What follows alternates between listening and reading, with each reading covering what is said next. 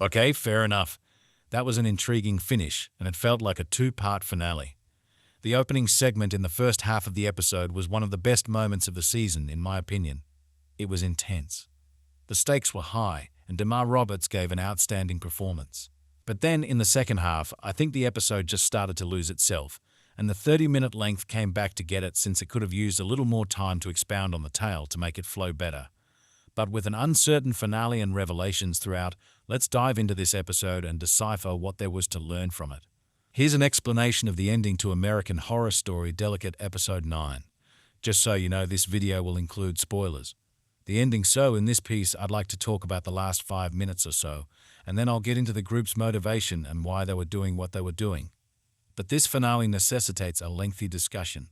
Right at the end of the show, we saw Adeline's spirit come, and as she twisted Anna around in her wheelchair, she was speaking and worshipping Hestia, the same deity she was worshipping the night she was killed. Adeline then stated, "Only light can snuff out the darkness," while Anna repeated the statement aloud. Following this, Siobhan began to age and disintegrate, and the rest of the Raven heads and Satan worshippers vanished as well. I have a problem with this, given that Siobhan appeared to have been present for a very long time, as early as 42 AD. Why had no one ever heard of her, ever done that before, and whether she was sent back to hell or dead for good? It's a weakness that clearly took away from the strength that was made out to be hers and was built up during the episode, as it didn't take much at all to wipe her out. Plus, I'm not sure why Siobhan had no defense at all.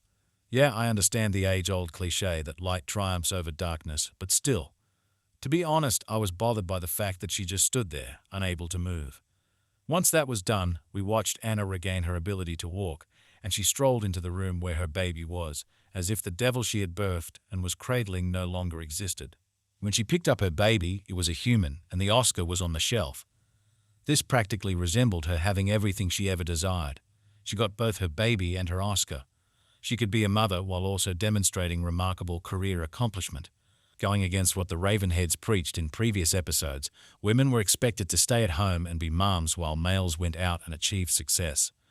Anna's eyes had an eerie, scared look as the camera moved back, almost as if she had just awoken from a nightmare, which she had. However, it seemed to imply that Anna may be the new leader of this coven, which now only included her. This was due to her donning the wings on her head, as well as the green shoes she wore after accepting and joining them. It felt like the show was attempting to make us believe that, but I honestly don't think it's a plausible conclusion. With a spider emerging from the crib and Anna squashing it, we first saw a spider in the first episode, when it was on Anna's head when she encountered Dr. Hill for the first time and initiated the conversation. The process of having a baby, so the spider's death virtually symbolized and signaled the end of the relationship with the demon, as the infant was normal and not the purest demon that could exist.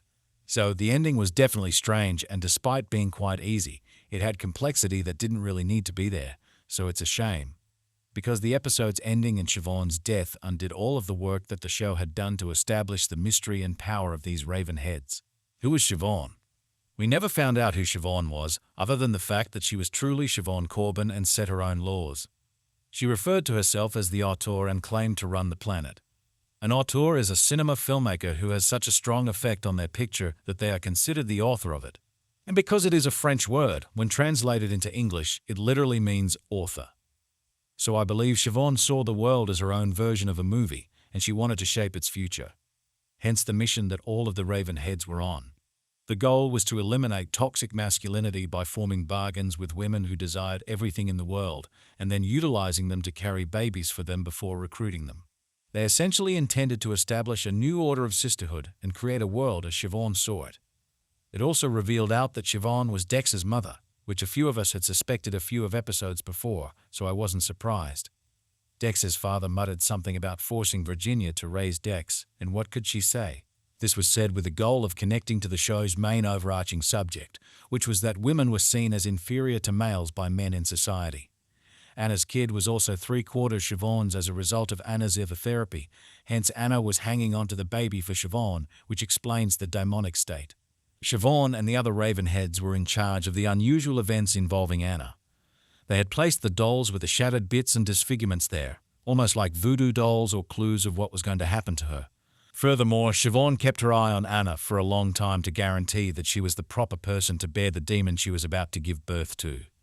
In 2019, Siobhan attended a conference for women who were struggling to have children, where she met Anna for the first time. It happened on the day she was supposed to audition for her role in the auteur, thus the first half of the plan came into effect. The show did not provide much information about Siobhan's demonic identity, but perhaps it was because they intended it to be more mysterious, which I can understand. However, clarity is always appreciated, especially since each season is a one-time event. My review of the episode. As I already stated, I believe this episode was a two-part conclusion. I absolutely enjoyed the first half. The scenes in the ambulance, the symbolism of hanging on to the Oscar, the entire time, the terror, the anxiety, the daring move of killing Camel and Dex in the manner that they were killed, it all felt like an old American horror movie. It was nasty, bloody, and seemed like a nightmare you couldn't get out of. I too think Emma Roberts did an excellent job in this initial part. In fact, the whole episode. You could tell she was one of the more experienced actresses in this cast because the instant Cara Delevingne began speaking, everything turned stale, and it felt like the performance was being intentionally accentuated. The scenario in which Siobhan meets Dr. Hill and promises him success in the fertility clinic world provided he does what she says felt a little forced. It was only about a minute long and seemed to be done solely to answer the question of how he became involved, which felt odd. When Ivy was slain, it was unexpected shock, but it also highlighted Cara Delevingne's poor acting abilities. I don't mean to be too harsh on Cara Delevingne, but I honestly thought she was the weakest performer by far during this program, which was difficult to miss considering she appeared so frequently. To be honest, the whole premise about Siobhan assigning Ivy the responsibility of killing her son and using it as a test seems ludicrous. It didn't feel believable, and I didn't get into it since we never really knew what these folks were like. So it just felt like a plot device to allow Ivy to be killed in that time, because that's exactly what they decided to do. The last portion of this episode was where I believe everything went bad for me. The short 30-minute runtime without commercials meant that everything that had built up in the first half had to be rushed through in the second since they didn't have enough time to provide clarity and closure, which they failed to do.